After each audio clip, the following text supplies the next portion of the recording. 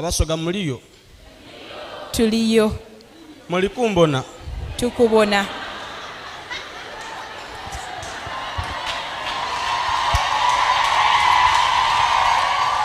Hallelujah. Amen. Nnemerera okuweera Katonda obudulizi olw'ebirungi byankoleire. Amen. Nebyakoze mu bulamu bwange ni mu bulamu bw'abakasoma bange, bugabirizi obukuumi eri abazeeyi bange yenzira ne baganda bange. Eriina lyange ninze Mubiru Rogers. Ndi Musoga nava Busoga. Naide Kampala nga ndye ku Kyeyo. Ekyeyo ekye Kampala. Owulidde? Aha, koba. Nebaza Katonda nkuumire Kampala. Ezira abantu bange. Yanunga ku kibiina ekinene nga kino. Abali ku Kyeyo basaba. Kati nimwe baganda bange, nimwe baaninaze. Era wano wensabira. Nebaza Katonda ndi ekibenga kinsiba buli ddo leero nkikutwire. Ekyo kiki? Agambye ki?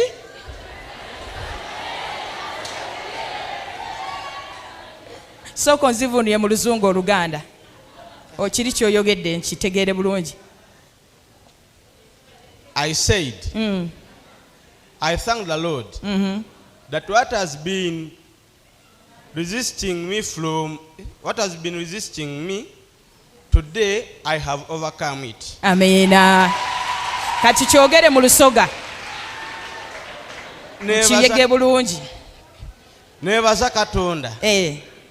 Resist n'okulemesa. Ayinza enkubye ekibenga kinsiba. Amina. Katumalirize. Leero nkikutwire. Okikutulire. Nfunda ningi nga nenda okwida katuuti wano okuwa obudulizi. Always ntuuka leeti. Obudulizi bwendi kuwa leero nali wakubwa overnight ayina tuuka nga obudulizi buweire. Wabula leero nebaza Katonda nti nemereire wano. Amina. Nebaza Katonda omulimo gwange ndi musisi wa chapati. Era ndi musanufu olw'omulimu ogwo kuba nfunamu esente. Nkolerawo katooke nga kuna solo. Chapati eziwooma awe weziri awo. Nebaza Katonda nti tikakozesebwa nekozesa. Amina. Mulaba bwali smart.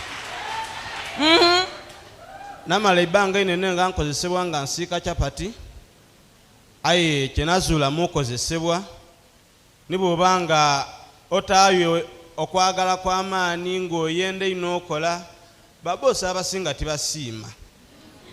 Era nsaba Mukama Katonda baganda bange abali eyo baakola mulimu kyo baakola mulimu kyaye ng'akozesebwa. Bambi Mukama Katonda atonese ekiro eky'amaadi aye nga kireeta mukisa gwabe nga yeekozesa. Amina. Kyawedde dda tumalirize mutabani wange. Nebaza Katonda. Era olwaleero luno lidye kwongera kwebaza Katonda olwa bizinensi yange ne bakasoma baanongeire ku buli olukya nti mu kitundu wendi era ninze ndiwo. Newankubaire abandi baliwo aye era ninze ndiwo. Gwoliwo. Yeye kasi ka chapati ewooma.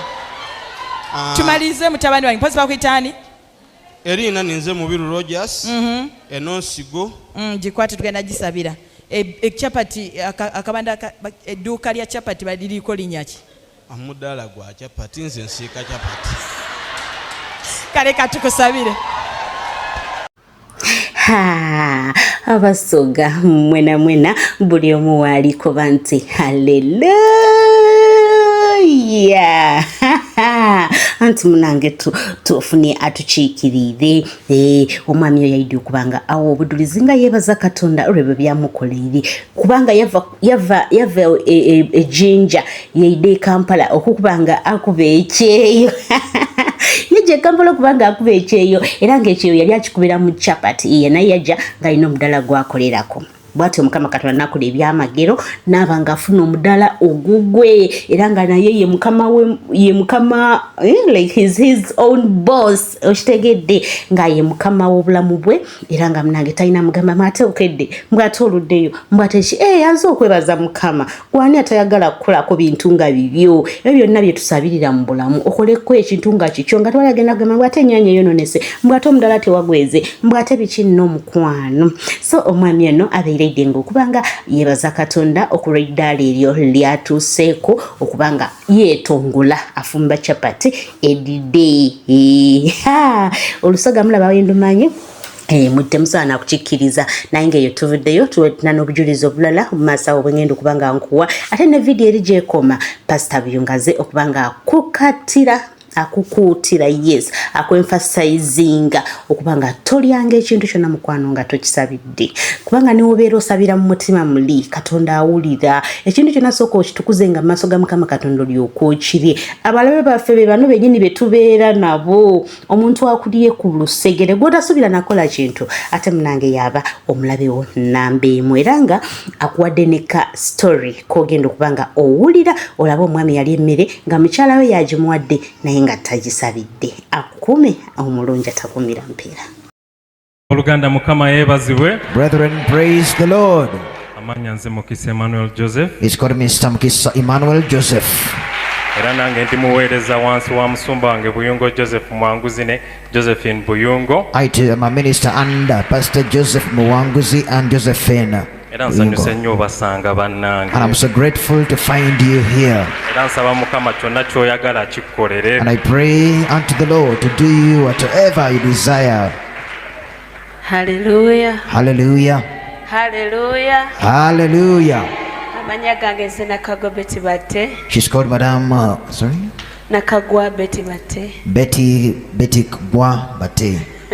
Sorry. Nakagwa. She's called Madame Kanakagwa.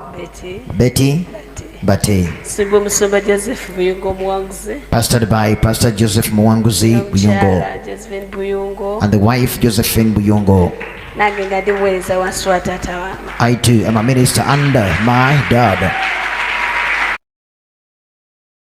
Kama yebaza Oluganda. Praise the Lord, brethren. Yesu yebazibwe church. Praise Jesus, church. Malamusizzaako mu linnya lya Mukama waffe Yesu. I greet you all in the name of Jesus. Amannya gange nze Alex Kagame. He's called Mr. Alex Kagame. Nga ndi mwana mu Fellowship of Grace. I'm a child under Fellowship of Grace. Nga nsumbibwa taata wange omulungi ennyo Joseph Buyungo Muwanguzi. Pastored by my just dad called Joseph Muwanguzi. Ne maama wange omwagalwa Josephine Buyungo Muwanguzi. And my beloved mom, Josephine Muwanguzi. Ne maama w'abaana abangi Nankya Babula Mukisa. And a mother of many children, Nankya Mukisa. N'abasumba balala bangi nnyo. And all other pastors. Mpeereddwa omukisa munene nnyo okubeera mu kifo kino. I'm so privileged to be in this place. Era nsaba Mukama abampeera omukisa. And I pray God may He mightily bless you. Mukama yebazibwe. Praise Jesus. Ono yakulembera kwaye waffe. She's the one who leads the choir at our church. Ono ya assistant wange nga muddayo nno. Ono ya assistant wange. She's my assistant muweereza in the ministry. Ono mutabani wange third born. He's my third born. Nono muweereza mu kifo kyaffe.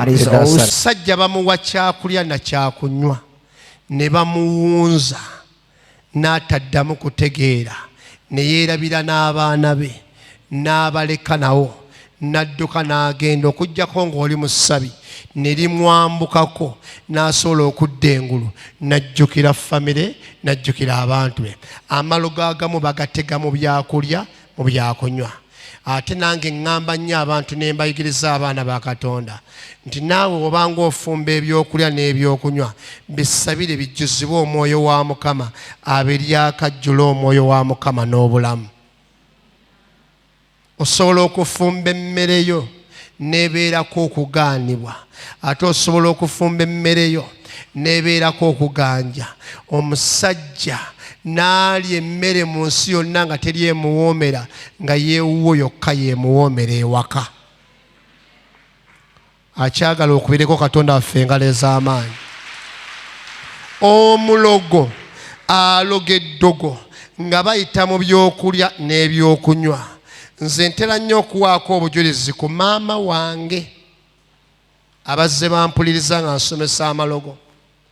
Maama wange yalina mujjawe, yalina bajjabe nga taata oli abagabanya, ng'ennaku ezimu asula wa maama, entono ennyo asula wa maama, ennaku ennyingi asula w'eri bajja ba maama be yali afunye. Maama n'atambulako, yali tannalokoka. Maama nga taata waakoma ayinza okujja ekibi taata oyo gwenjogerako yawummula, takyali mu nsi. Kati ne bw'oyagala ogenda okola olugambo tolina gyogenda musanga. Nze nkuwa bujulizi. Maama ye waaliwo obimubuuza ajja kugamba ye kyagamba kyekyo nakikola, naye kati nalokoka. Naye maama waali yalokoka kaakati. Ensi ya sitaani bagikutambulizaamu naye teyina magenda. Bagikutambulizaamu paka we bakuwunzika naawe ng'ogizikiririddemu. Neebaza Mukama nti maama wange yamulokola. Maama yatabulanga kacaayi, taata yajjanga bw'ati, yayinanga emmotoka ng'avuga sipeeso kyetume mukono, kyetume mukono. Kati yajjanga ng'awanaayitirawo buyitiza oluusi kukyusa ngoye ng'ayagala kgenda. Kati maama ono n'alyoka abanga amutegekera kacaayi n'akatabula. Kati ng'alina gye yagenze ow'omulogo n'amugirayo n'ajjayo akantu. Ebiseera natunula bino tebanyumiza bunyumiza ate si birooto, natunulanga bwe nti n'amaaso gange n'akajjayo n'akateeka mu caayi nga kalinga amajaani n'akatabula bw'ati. Ne mugamba maama, ate biki by'okola? N'anvuma, genda eri weesiriwaliza n'obulokole bwo. N'alyoka akatabula n'ajja ng'aseka n'amwa. Omanyi kati gwe otabula ebintu mu ssaala, oyagala osabe nga buli omu akulaba nti osabira mwami kugoba mu ssekkoteka gwe baakutaddemu yenna nkugjamu mutaama gwe baakwambaza. Omuntu alwana olutalo olw'omwoyo oluwangula aba musirifu, omwo mwawangulira. Maama yajjanga aseka bw'ati n'amuwa kacaayi, ono ng'amupakunkanya ayagala kgenda. Olumala okunywa bw'ati tubanga otulo tumukwata n'agamba nnyongerayo omulala. Lunaku lumu seerabira maama yajja bwe yagamba nti tagenda, maama nangira wali nankongoola obadde naye kati taliiwo. Ne kimwongera amaanyi okukatabulanga. Nkizuula mmaze kujja mu bulokole ensomesa ebya Deliverance bino nti eddogo erimu liyita mu byakunywa, oli ne bamwebasa obwongo, pulaani ne zifa ne gy'abadde agenda okulaga. Omusajja n'asulawo, n'enkeera n'ajja n'asulawo. Entalo za maama zaavanga ku bajjabe nga babadde basuubira nti agenda kgendayo. Maama ng'amukutte bw'ati amusibidde wano bw'ati.